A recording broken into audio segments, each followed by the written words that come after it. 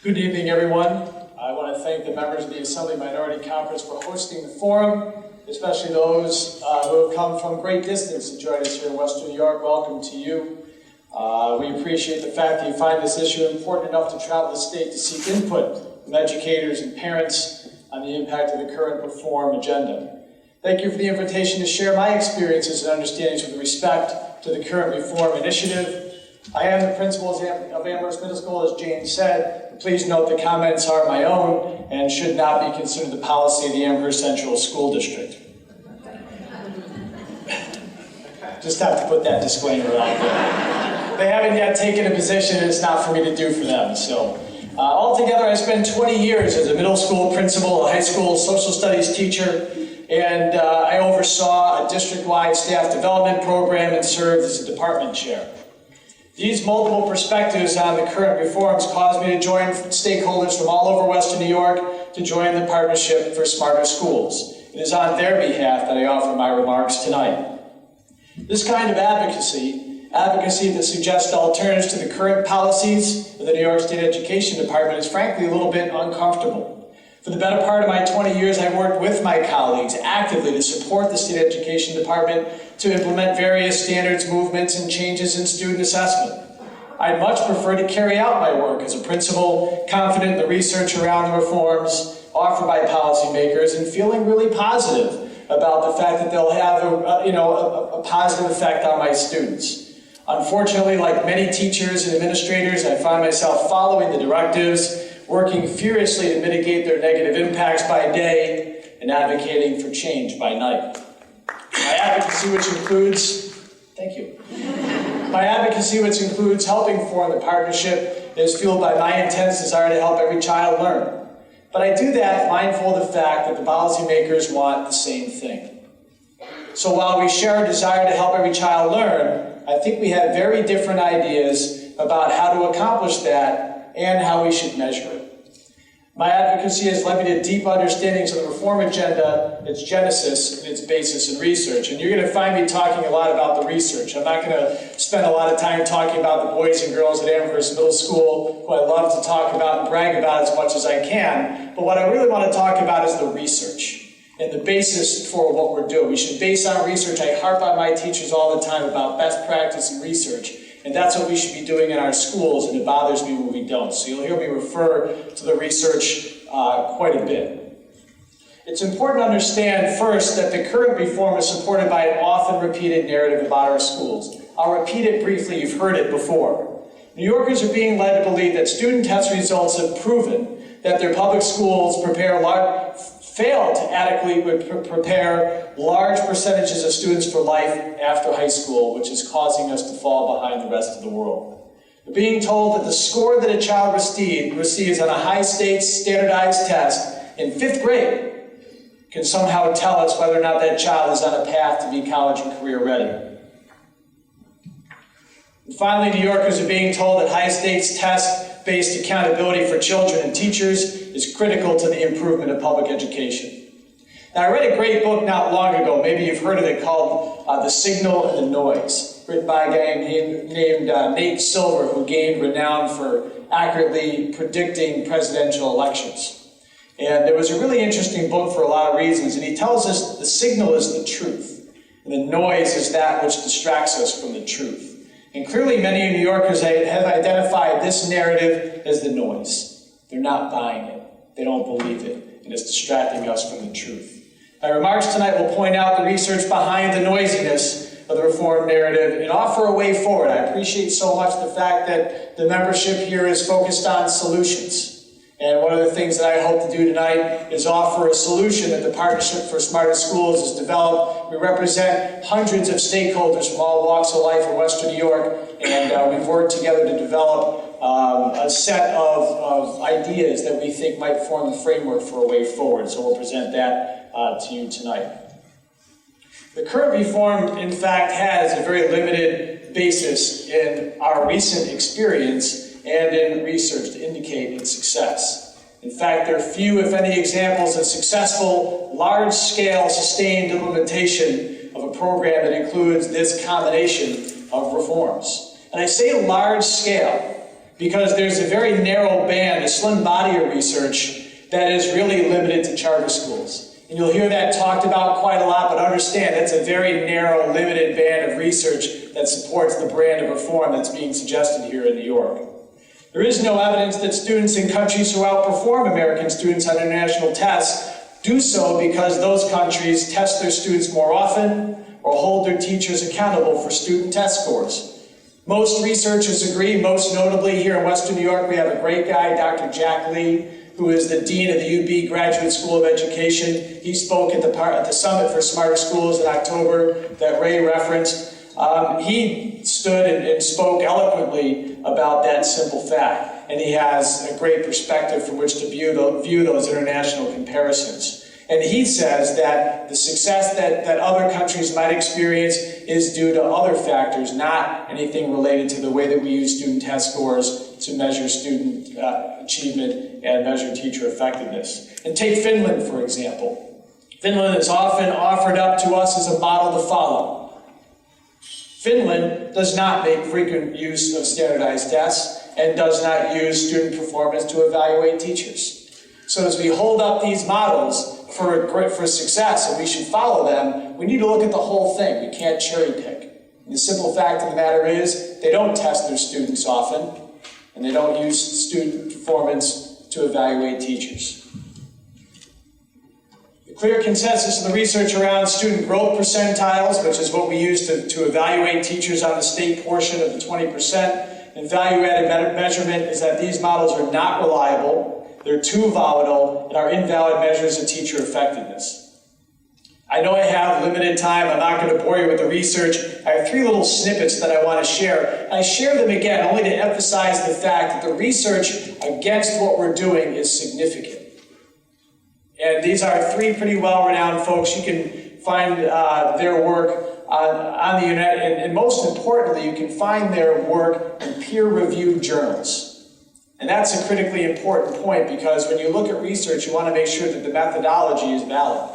And you want to make sure that the research is reliable. So I chose these 3 for that reason. Bruce Baker from Rutgers and his team summed up his findings on student growth percentiles by saying that 2 recent working papers compare student growth percentiles and value-added measurements for teacher and school evaluations. Both raise concerns about the face validity of the statistical properties, which basically means the math doesn't work. The math doesn't work. For the purpose of starting conversations about student achievement, student growth percentiles might be a useful tool, but one might wish to use something different for awarding teacher performance or making high-stakes teacher decisions. He added that even when you put the value-added pieces of it in, and you've heard a little bit about value-added if you followed the issue, his research says that teacher scores reflect student demographics more than they reflect teacher effectiveness. So the thing that's disappointing is you're being told that this is a way to accurately measure the effectiveness of your teachers, because what do we want? We all want effective teachers for our children. The simple reality is that the composite effectiveness score falls a little bit short of doing what they say, because the simple math doesn't work out. He concludes by saying that these measures lack face validity to such a degree that a teacher dismissed based on them would invite a challenge based on a teacher's constitutional Fourth Amendment right to due process. And this is a pretty well-renowned researcher writing this in a peer-reviewed journal. So that's a significant piece to note. Linda Darling-Hammond from Stanford summarized her suggestions for using value-added measurements, saying, with respect to value-added measurements of student achievement tied to individual teachers, current research suggests that high-stakes individual-level decisions or comparisons across highly dissimilar schools. That's what we do. We compare teachers who work in dissimilar schools with dissimilar student populations. She says that those comparisons should be avoided. Even in light of those conclusions, and dozens like them, the most convincing evidence came from the State Education Department's own website. Now, I'm going to suggest you do this. If you go on Engage New York, many of you have probably been there, and type in the little search box, research supporting all components of teacher and principal evaluation, you're going to get a list of 33 items, okay? I was surprised when I looked at this, because I figured this is going to find all the stuff, right? All that I've been looking for that will tell me why we're doing this. What I found is there really isn't any peer-reviewed research, like the 2 pieces I read to you, that supports what we're doing. No success stories highlighting how a program using external accountability like what we're doing helps improve learning outcomes. No documentation describing research derived from piloting Common Core learning standards so we can benefit from lessons learned. In fact, there are no endorsements at all from anyone who thought that what we were doing was a really good idea. Now, if that stuff existed, would it be on the website? It's just not there. That was a little bit scary for me. Because again, I've been a good soldier for 20 years. And it's tough when you look on the website, you're looking for all the stuff that supports what's going on, and you don't find it. It's a little disappointing. So we spent the last few months admiring the problem. We've seen the reports, and if you follow Twitter, you can see, the Poughkeepsie meeting, and hopefully many of you were at the Summit for Smarter Schools. And we spent a lot of time reviewing the research and admiring the problem. And one of the things that I think, again, is great is the focus on solutions. And I want to take a minute before I close to talk a little bit about a solution that the Partnership for Smarter Schools would like to offer up as a framework for a way forward. Now, you've seen some press releases from St. which represents school administrators, and from NICET, and some other folks arguing for a moratorium. And we think that that is a prudent course to take, to pursue a revise and review period for 2 years is what we've suggested. You've seen different time periods offered up. This allows us to be thoughtful about continuing to implement parts of the plan around which there's consensus, and there is consensus around a couple of pieces of it, which I'll highlight, while modifying the implementation of those parts that need to be changed. A moratorium is not the final answer. Stopping is not the final answer. We need to move forward to something, but we need to move forward to something in a thoughtful way. Moratorium gives us time and space to have a public conversation about how to make sure that curriculum instruction and assessment supports the learning of every child. We didn't have a conversation about implementing the Common Core. We didn't have a conversation about how we should effectively evaluate the teachers. It was handed to us in exchange for $700 million. And it's time. I think it would be helpful for all of us if we engaged in a two-way conversation like the one that's being suggested here, so that we can really have a good conversation about how to support the learning of all children in our schools. During the review and revision period, the amount of student assessment would be significantly scaled back. First, we would take, and this will be a little bit technical, I'll try to make it simple, take all New York State assessments and make them program assessments, which is to say we wouldn't use them as measures of student learning, so we wouldn't put kids in AIS just based on that, and we wouldn't use them to evaluate teacher effectiveness. They'd be program assessments to evaluate the overall effectiveness of the curriculum instruction happening in schools, that's the way we used state assessments up until a couple of years ago. So we'd go back to something a lot like that. We'd support eliminating all state assessments for children in third grade and below. We suggest that we limit the assessments for ELA and in math to 1 day, not 3. 3 days is a little bit silly. And if you ever have to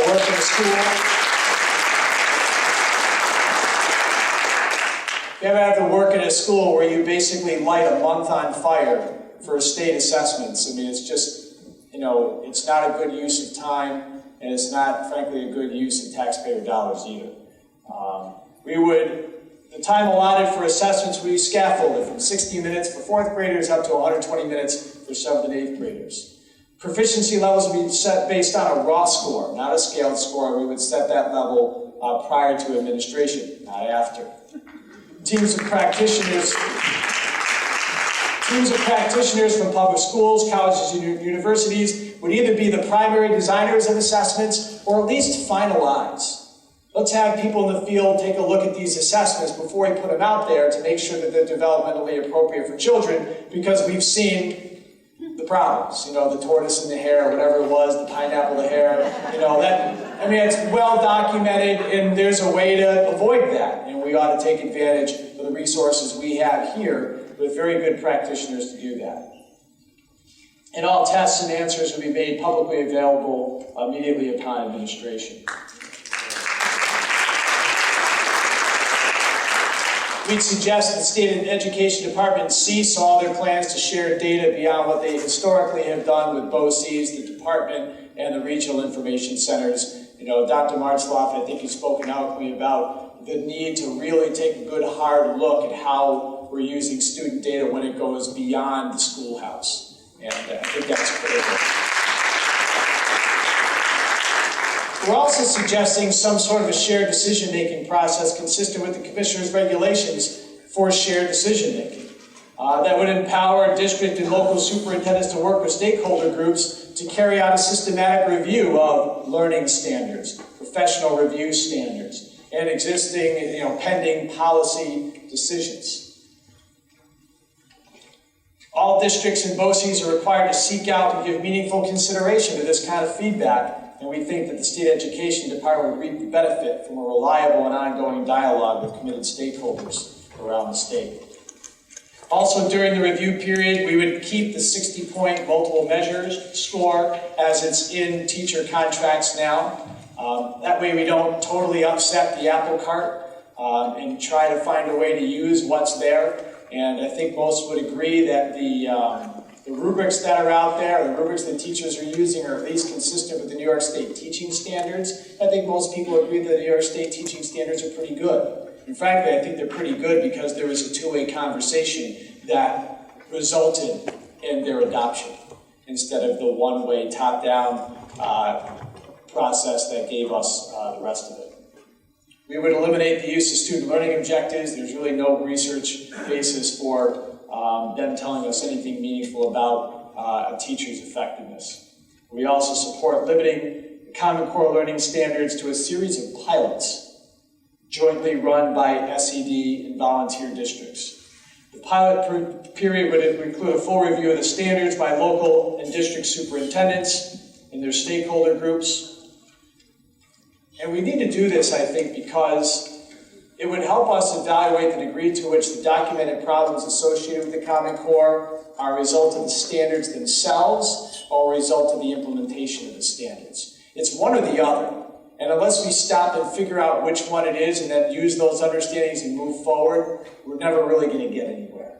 And it also accepts and acknowledges what I think we all at least agree with, is some districts are ready to take the Common Core standards and move forward with them. And if that's a local decision to do that, then they should be able to do that and work with SED to move ahead with those Common Core learning standards. If the board, the superintendent, and the stakeholder groups in that district want to do that, then they should be able to go ahead and do that, and then other districts can learn from their leadership and their experience in implementing the Common Core.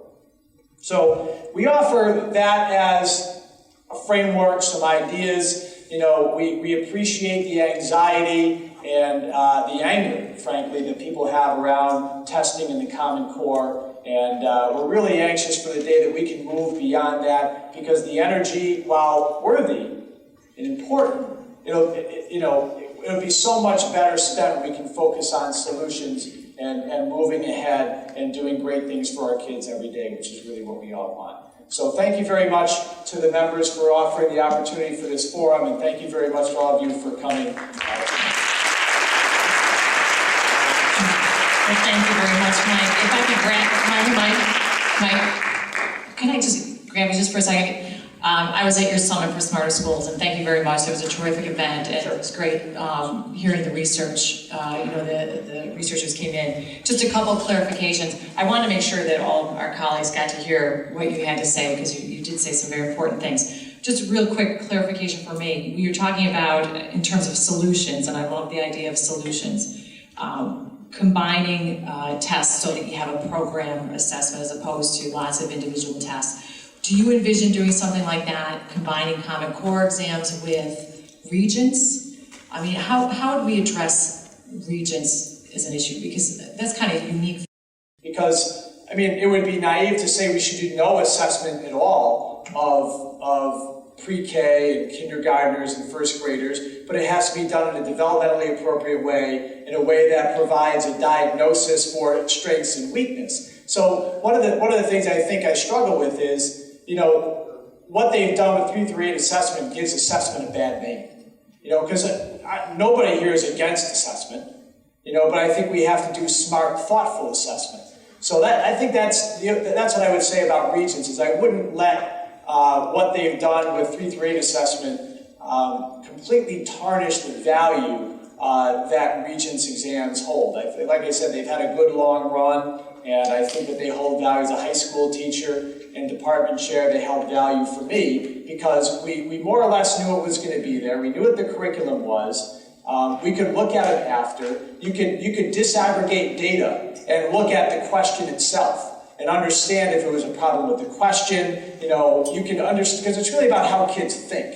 When you really look at data, you want to understand how a child think, or how a young adult thought, I should say, and help and use that information to inform your teaching and inform their learning. And the Regents exams offer us at least an opportunity to do that, and I would advocate that we continue to use Regents exams in that way. And I think they're a good gatekeeper. They're a reasonable measure of what students know and can do with respect to global studies and chemistry and the like. Great, thank you. Any other questions, Al? All right, can you hear this? Okay. I can, but I'm right next to you. All right, thanks, Mike. Have you taken a look at some of the Common Core standards that they put in place? Yes. Okay, now I have a degree in elementary education. I've read this. Yeah. And I'm trying to figure out who the hell wrote this. Because whoever wrote it never impressed. Now, with that said, after reading this, I'm still trying to get an answer to one question that I've asked all over the state. Can you explain to me why a first grader has to be able to point out where ancient Mesopotamia is on a map or a globe and discuss with me its contributions to modern day civilization? There's 6. I think I have an answer. Go ahead. Carol Burris, if you know Carol Burris, right? She did a thing, so I'm gonna steal her answer. She did a thing on NPR with the Common Core Learning Standards. And she talked about the fact that the standards are backmapped, right? So they started from college and career ready, whatever that means, right? It means something to David Coleman and the folks that wrote the Common Core Learning Standards. So they identified college and career ready, and then they backmapped all the way to first grade. Kindergarten, I think they go to kindergarten, right? So they figured out where a kid should be in first grade based on where they think they should be in 12th grade, the end of 12th grade. The only problem is kids don't grow backwards. And have you found this? Have you found the curriculum to be age appropriate and developmentally appropriate? No, in general, no. No. You can find spots where, the algebra that a kid learns in a certain grade in middle school makes some sense, but no, it's difficult to say, yes, they are developmentally appropriate. That's, you do your child's homework. My son's in 3rd grade, I worked on his homework last night, and there was a question my wife and I couldn't answer. My wife's a teacher too, so I seem to be struggling as well. How is the morale in your school when it comes to teachers? How is the morale in your school when it comes to your students right now? I'm going to give my teachers an awful lot of credit because they come to work every day and they put on the smiley face. You taught, when you teach, you sell. You sell in the curriculum. They do their absolute best every single day to work with children and help them feel honored as unique learners, even though the Common Core Learning Standards threatens to kind of standardize the instruction and assessment that we provide for children. So they do their absolute best every day to differentiate where they can, to move slow where they have to, and to help every child feel honored as a learner. So I think that helps a lot to the extent that we don't have miserable morale among the teaching ranks and students is really a credit to their good hard work, but I know from talking to them, and I'm in the classrooms every day, there's some tough, dark days because they love children and they want them to be successful and feel honored and have efficacy for the learning that they do in school. And there are days when that is really, really tough for them to do, but they find a way to do it. Yeah, but when you teach in the classroom, you try to teach to the middle of the class. And then what happens is you give the seat work to reinforce what you've gone over. Then what you'll have is kids that are a little more advanced, you'll give them a little tougher stuff to do to keep them engaged. But that gives you the opportunity to go to the kids that did not get the lesson and to work with them individually. Because we know kids all learn different ways. Some are textual, they have to write it and write it. Some are visual, they have to see it over and over again. And some, it's auditory, they have to listen to it. So, I mean, what I'm seeing is the way that they're doing Common Core, they're not giving you the opportunity to be able to do that. And a lot of these lesson plans are very structured, saying you're going to teach 5 minutes of this, 10 minutes of that, give them this, word that. So we're going to lose the whole bottom of the class. We may even lose the top of the class. So if you're strictly conforming with what they want you to conform, we're going to lose a lot of kids here. Would you agree with that? I would agree. I had some of my, and I think you're talking about the modules that the State Education Department had created. I actually brought one of them with me. It was a third grade module, and it's great reading. And it really, some of my teachers piloted their use. They did a unit, you know, I give them credit. They tried it, they didn't dismiss it out of hand. They did one unit, and they said, that's it, I'm done. So we did a little action research. I mean, I like to be a lifelong learner, understand the instructional impact of all kinds of things. So they say, oh, Mike, we're going to give it a try. We'll see how it is. I didn't ask them to do it. They did it themselves. They thought it was the right thing to do. They tried it. It did not work. It was not successful. It was very frustrating from a teacher perspective, even more frustrating from a student perspective. And they moved on, and we're using our own locally developed curriculum based on the Common Core Learning Standards, which allows us at least a little bit of flexibility to differentiate. But I'll say this too, from a funding perspective, what we find is the differentiation doesn't really happen as much in the classroom, the proper classroom. What happens is we have some students that get an extra period of math every other day. They get an extra period of math every day. They have to come after school for math because the differentiation can't happen in the classroom as it used to because of the developmentally appropriateness or lack thereof of the Common Core Learning Standards. So it has a cascading effect on lots of other aspects of the operation of the school, the way we deliver instruction as a school. Okay, last question. Have you looked at the Engage New York, and have you looked at how they put this together? I mean, it's grammatically incorrect. It has, like here, count the apples in each tree, circle the numbers. There are no numbers, okay? This other one says, color and count the white circles blue. How do I do that? But this is the nonsense that they're putting. Carol Burris didn't give you the answer to that question, so. To color them blue, the white circles? I think we'd like to have better access to better resources. Okay, thanks, man. Well, thank you very much. I appreciate your comments. Thank you.